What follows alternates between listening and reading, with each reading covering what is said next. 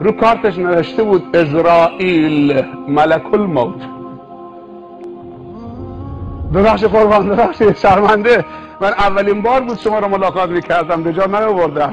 بعد تو ماشین این طرف اون طرف نگاه کرد، گفت ببخشید قربان دنبال چیزی میگردی؟ گفت دنبال دین میگردم. دین کجاست؟ تو ماشین تو دین نیست؟ دین نیاوردی؟ ببخشید قربان، دین سر جاده بود، ایستاده بود. منم رد شدم، دست زد، سلام کردم، جواب سلامش دادم. گفت که منو برستم. گفتم فعلا الان جا تنگه، من مسافرها رو خالی میکنم به خاطر که به تو فشار نیاد. شما زیر این درخت بیستی، من سریع برمیگردم دنبالت. اگه اجازه بفرمایید قربان اینا رو پیاده بکنم برم دنبال دین. گفت وقت تمامه، لازم نکرده دین بیارید. اجل تو رسیده، خدا منو مأمور کرده که بدون دین قبضه روحت بکنم. دلار داری، ریال داری، دنیا داری، زن داری، بچه داری، ماشین داری، هوای خنک داری، کولر داری، آب یخ دارید، موسیقی دارید، ماشین آخرین سیستم دارید، شهرت دارید، پول دارید، همه چی دارید، ولی دین نیست تو ماشینت، همراهت نیست. اجلت رسیده، من مجبورم که بدون دین قبض روحت بکنم. هرچی التماسش کرد گفت فایده نداره. دین نیاز ماست، همه چی درست میشه. شیخ یونس اگر اشتباه نکنم رئیس مرکز تبلیغ در فرانسه است. یک سفری آمد به قطر. در قطر ازش خواستن یه سخنرانی بکنه برای مردم.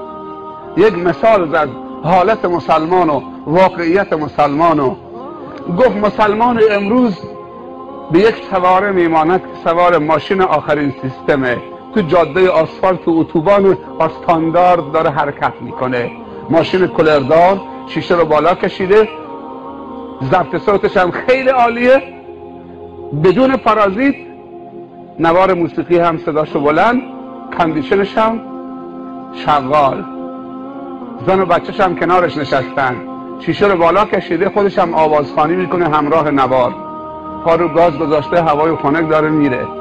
هی میره تو جاده، یک دفعه میبینه سر جاده یک نفر ایستاده، دست میزنه، قف بیست، شیشه رو پایین میکشه، احوال پرسی میکنه. اون کسی که سر جاده ایستاده دست زده به صاحب ماشین میگه خذنی معک، نمیشه منو سوار کنید با خودت تو راه ایستادم سر جاده، منو با خودت سوار کن. میگه من انت، تو کی هستی؟ میگه انا ریال، من ریالم، چون قطر ریال داره دیگه، انا ریال قطری. ماشاءالله، ریال ارکب، بیا سوار شو.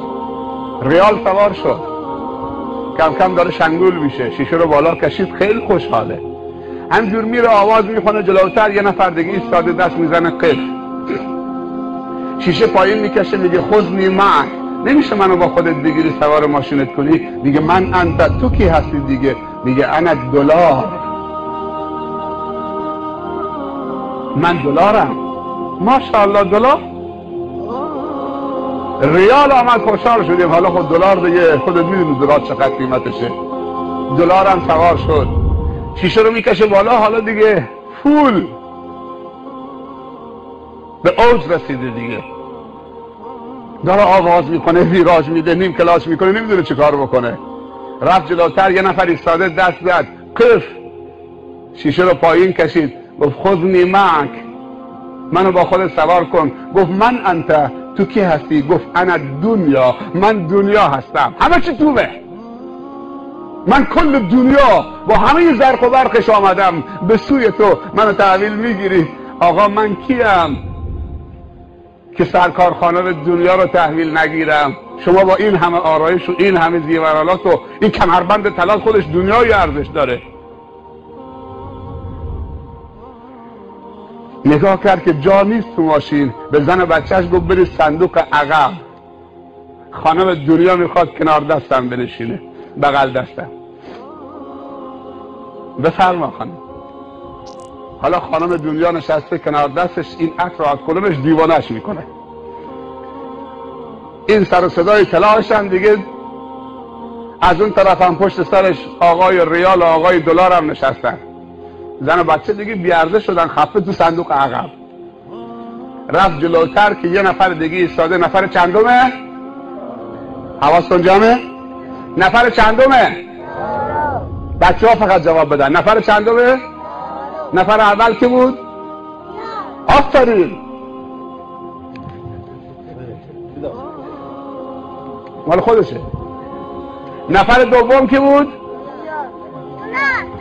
دیگه نمیدم. خیلی زرنگی عالم میشه این، یه کاری میشه انشاءالله. حواسش خوب جمعه. نفر سوم که بود؟ دنیا. نفر چهارم کیه؟ نمیدونم. نفر چهارم دست زد، گفت قف، ایستاد، شیشه رو پایین کشید. هر چه فکر کرد دیگه چی تو دنیا هست که نفر چهارم باشه به ذهنش نرسید. بعد گفت که ببخشید میشه شیشه رو پایین بکشید؟ شیشه رو پایین کشید. نفر چهارم گفت خذنی معک، میشه منو با خودت بگیری تو ماشین؟ گفت شما؟ گفت انا دین، من دین اسلام هستم، من دینم، دین خدا. یه نگاه تند و تیزی بهش کرد، گفت ظرفیت تکمیل جا نداریم. عجب، من خیلی خوبم، من اذیتت نمی کنم، اگه ماشینت خراب شد هل میدم، کمکت میکنم، از من بدی نمیبینی، خواهش میکنم منو سوار کن.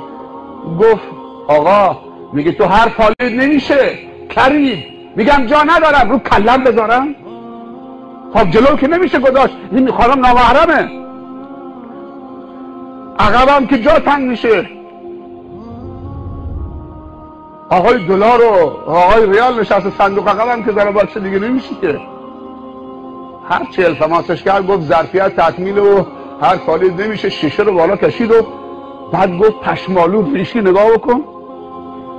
پشمالو ریشی مزخرف دین. برو بابا، دوره دین سر شده. یه نیم کلاچ هم کرد، گرد و خاک بهش داد و قربونت.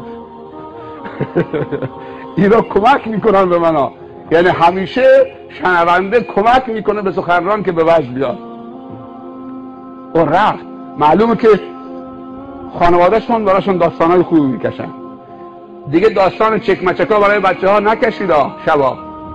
داستان اون بیبری و غول و نمیدونم فلانو اینا رو نگید. داستان پیامبران برای بچه ها بگید، داستان قرآنی. دیو میاد، عقرب میاد، اژدها میاد، فلان. اینا داستان های دروغ که بچه رو لالایی بکنن.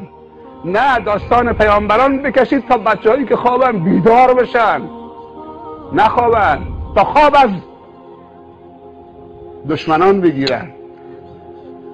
دین آزرده شد و سوارش نکرد. ظاهرا که به دین نیاز نداشت، اون چیزی که نیازش بود سوار کرد. ماشین که داشت، موسیقی که داشت، کولر که نیاز داشت.